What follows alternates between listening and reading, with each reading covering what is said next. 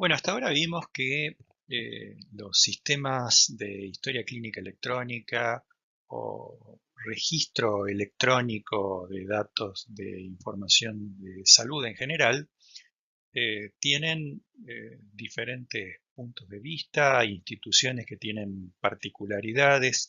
Dentro de las mismas instituciones hay cuestiones específicas que resolver que no, en la mayoría de los casos le resuelve un solo sistema único. Entonces, se presenta el problema de sí tener alguna manera de comunicar datos entre sistemas diferentes sin intervención humana. A eso se denomina interoperabilidad. Y quizás el estándar de interoperabilidad de comunicación entre sistemas más importante desde hace algunas décadas es el que vamos a ver ahora, que se denomina HL7. O sea, como definición, HL7 es un estándar para intercambio electrónico de datos entre diferentes sistemas de información en salud. Ese estándar permite que, independientemente del modelo de datos, como ya vimos, generalmente los modelos de datos de esos sistemas particulares son diferentes, se puedan comunicar entre sí, aunque un sistema no sepa cómo está hecho el modelo de datos del otro sistema. Eh, También se puede dar que el sistema de gestión de base de datos o el tipo de base de datos inclusive sea diferente. En general, en la mayoría de los casos es un sistema de base de datos relacional, quien va a almacenar la información, pero en ese caso también tenemos bases de datos MySQL, Postgres, Oracle, SQL Server, y en algunos casos inclusive datos que no están almacenados en forma relacional, sino en base de datos que se denominan NoSQL, XML, etcétera, etcétera. También los sistemas pueden estar desarrollados en diferentes lenguajes y el propio hardware del sistema puede ser diferente, inclusive los sistemas operativos, puede haber máquinas Mac, Linux, Windows, etcétera. HL7 contempla todo ese tipo de diferencias. Supongamos, por ejemplo, que tenemos un hospital con diferentes sistemas departamentales separados. Un sistema de farmacia, admisión, terapia intensiva, un sistema contable, o el sistema administrativo en general puede ser, sistemas de enfermería y otros sistemas diferentes según la envergadura y los diferentes departamentos del hospital. En realidad es un caso bastante típico, digamos, donde existen muchos sistemas interdepartamentales independientes que cubren los requerimientos específicos de cada servicio según cada servicio haya interpretado que eran sus necesidades. Es una situación en realidad muy similar a la que hablamos previamente, donde diferentes instituciones generan sus propios sistemas de acuerdo a sus necesidades y en algún momento existe una necesidad interinstitucional de intercambio de información. El proceso este de menor a mayor de tener sistemas departamentales propios en realidad permite una informatización muy específica, muy adecuada a las necesidades propias de manera gradual. Los procesos masivos de instituciones grandes donde se entremezclan muchísimas necesidades a veces es muy complejo y en algunos casos inclusive fracasa, y los fracasos en instituciones muy grandes son muy caros. Entonces, en muchos casos, este concepto de descentralización se adapta bastante bien a organizaciones de salud que son muy complejas. Y eso sí, por supuesto, trae aparejado, por otro lado, que en algún momento siempre necesitamos eh, desarrollar la integración de la información. O sea, lo que necesitamos es el intercambio de datos electrónico entre sistemas de salud, o sea, sin intervención humana, porque eso encarece, es propenso a errores, etc. Si queremos intercambiar datos entre sistemas diferentes, digamos que de una manera similar a lo que hacíamos cuando traducíamos datos de una terminología o tesauro con otro, acá tenemos que apelar no a una tabla estática que interprete que un dato es igual a otro, sino tenemos que apelar a un sistema, o sea, el concepto es más dinámico, un sistema que toma los datos de un determinado sistema 1 y los transfiere al sistema 2, o sea, los traduce de un modelo de datos del sistema 1 al modelo del sistema 2. O sea que si el sistema 1 y el sistema 2 están realizados por personas diferentes que no se pusieron de acuerdo nunca respecto de cómo iban a ser sus modelos de datos, este sistema 1-2 de transferencia de información de un sistema a otro, sí tiene que conocer los datos de un sistema, del sistema de que toma los datos y transformarlos al formato del sistema destino, o sea, del sistema 2, sistema receptor, como llamamos acá. Eso mismo va a ocurrir si, por ejemplo, tenemos 4 sistemas entre el sistema 1 y el 3, pero tenemos que tener en cuenta que también tiene que funcionar a la inversa, o sea, así como se interpretan los datos del sistema 1 y se los transforma en el formato del sistema 3, también hay que poder hacer lo propio del sistema 3 al sistema 1. Cuando uno va creciendo en cantidad de sistemas independientes, pensemos en el modelito ese que habíamos visto previamente, donde teníamos un sistema contable, sistema de farmacia, sistema de admisión de pacientes, etcétera, etcétera. La cantidad de sistemas que hay que hacer de traducción, teniendo en cuenta que traducimos del sistema 1 al 2 y del 2 al 1, en este caso, con 4 sistemas, tenemos 6 interfaces, que en realidad más que 6 son 12, teniendo en cuenta de que a la inversa también hay que funcionar. El número total de sistemas es n por n-1. O sea que cuando prolifera la cantidad de sistemas independientes, la cantidad de sistemas que hay que desarrollar para el intercambio de datos entre ellos es muy grande.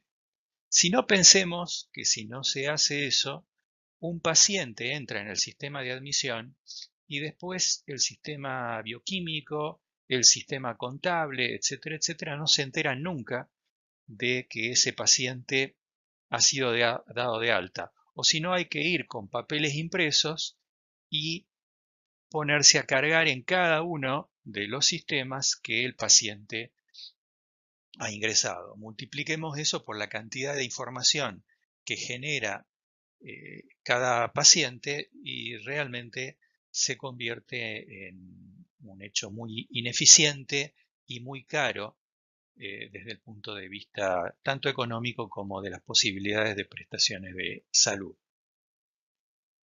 Entonces aparece HL7 con la idea de simplificar este problema que se genera con la proliferación de sistemas independientes. ¿Cómo lo hace? Lo hace generando un estándar de mensajería. Ese estándar de mensajería permite que yo, en vez de traducir información del sistema 1 al 2, del sistema 1 al 3, del sistema 1 al n, y viceversa también, o de sistema 3 al 2, del sistema 3 al 1, etcétera, etcétera, y que se prolifere esa cantidad de sistemas de intercambio, lo que hacemos es siempre de cada sistema traducir a el formato del estándar HL7. Siempre traducimos hacia un mismo destino. Es como si generáramos un lenguaje que funciona como estándar para todos. O sea que en vez de en una reunión donde tenemos personas que hablan chino, portugués, español, etcétera, etcétera, y tratamos de traducir directamente entre uno y otro, elegimos, por ejemplo, el inglés como el lenguaje estándar y de cada formato, de cada lenguaje, traducimos hacia ese lenguaje estándar que va a ser el inglés. En este caso va a ser un formato estandarizado que es HL7. Veamos la idea con un ejemplo. Ingresa un paciente en el hospital y se lo recibe, se lo carga en el sistema de admisión de pacientes. Una vez que está en el sistema de admisión de pacientes, ¿cómo se avisa de la existencia de ese paciente al resto de los sistemas? Bueno, en vez de traducir del sistema de admisión de pacientes al sistema de farmacia, al sistema de enfermería, al sistema contable, etcétera, etcétera, lo que se hace es traducirlo la información del paciente al formato de mensajes HL7. Y es HL7, a partir de ese formato HL7, desde donde se envía al sistema de farmacia, al sistema de enfermería, que a su vez, en vez de traducir directamente desde el sistema de admisión de pacientes, traducen desde HL7. O sea, el sistema funciona así. El sistema de admisión de pacientes se codifica el mensaje, digamos que esta flecha es la codificación de mensajes hacia HL7. Y después cada uno de los sistemas siguientes se encargan de decodificar o de traducir el mensaje desde HL7 a su propio formato para poder entenderlo y para poder almacenar sus datos en sus propias bases de datos. Inclusive cuando hay que enviarlo a alguna otra institución, como por ejemplo podría ser en una derivación a una clínica privada o para brindar la información al sistema de salud, al Ministerio de Salud, etc. Sintéticamente, entonces, tenemos un sistema A que a su vez tiene una base de datos A donde almacena la información y un sistema B donde hay una base de datos B donde ese sistema B almacena su información. Cuando tiene que enviar información el sistema A al receptor sistema B, en este caso, lo que se hace es crear un mensaje codificado bajo el estándar HL7 y el sistema receptor, antes de almacenarlo en su base de datos, lo que hace es decodificarlos desde su sistema previo de decodificación para poder tomarlo al mensaje y almacenarlo en su base de datos propia. O sea, lo que se pone entre el sistema A y el sistema B es un sistema de codificación y decodificación hacia el estándar HL7. O sea, siempre hay un proceso de traducción entre el sistema A y el sistema B. Lo que pasa es que en vez de ser específico entre el modelo de datos A y el modelo de datos B, hay un proceso intermedio de codificación hacia un estándar y de decodificación desde el estándar. ¿Cuál es la idea que hay detrás de HL7? Bueno, primero es aprovechar la experiencia previa existente en el desarrollo de protocolos de comunicación de datos y de estándares que ya existía en las comunicaciones, porque obviamente el problema de comunicación electrónica entre sistemas no nace en el ámbito de la salud, sino que existe previamente, inclusive es previo a la existencia, bastante previo a la existencia de Internet inclusive. La idea es que cuando se desarrolla un estándar, se lo haga con la suficiente neutralidad como para no favorecer los intereses particulares de alguna empresa que desarrolla un software, por ejemplo, para laboratorios bioquímicos o para cualquier tipo de área de la salud. O sea que no haya una preeminencia de algún sector de la industria de software en el área de salud, sino proteger lo que cada empresa, lo que cada software aporta al mercado y permitir que crezca en cuanto a tipos de datos, en cuanto a información, etc.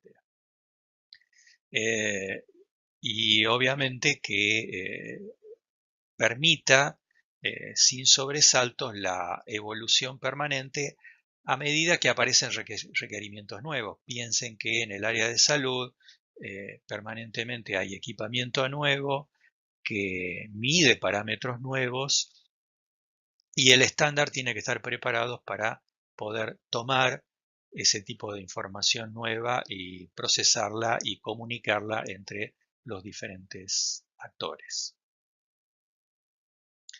En ese contexto, vamos a tratar de formalizar cómo hacemos para diagramar, diseñar la conexión entre diferentes sistemas que hay en un hospital. Siempre lo vamos a hacer relacionando cada sistema a una red de datos existente. Y normalmente hoy por hoy, aunque no siempre fue así, es una red basada en los protocolos TCP/IP. O sea, básicamente lo que vamos a hacer es conectarnos o a Internet o a alguna intranet, que es exactamente el mismo protocolo que Internet, pero en una red cerrada de datos de alguna institución. Eso es lo que se representa con esta doble flecha, este segmento alargado con doble flecha, que simboliza la red. Y cada sistema tiene que estar conectado a esa red para poder intercambiar datos con los otros sistemas. Eso es una conexión genérica que tranquilamente podría, como les decía, servir de elemento de conexión para que cualquier computadora se conecte a esa red y pueda, por ejemplo, entrar en Internet hasta para leer el diario. O sea, lo que hablamos hasta acá de esta red de conexión o base de datos, si quieren llamarlo quizás más técnicamente, es que simplemente funciona como elemento de conexión, al cual vamos a conectar los otros sistemas.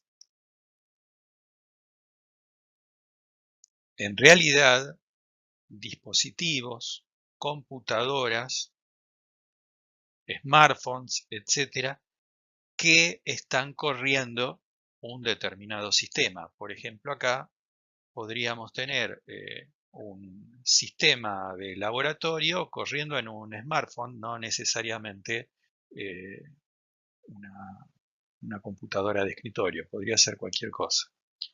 Pero si este sistema 1 tiene que enviar información vía HL7 para que cualquiera de estos sistemas 2, 3 o N puedan tomar los datos del sistema 1, recibir el mensaje del sistema 1, que podría ser, por ejemplo, el sistema de admisión de pacientes, con los datos del paciente, interponemos entre el sistema y la red de datos el codificador, o sea que en este sentido va a codificar el mensaje para que en la red pueda viajar ya con la codificación HL7.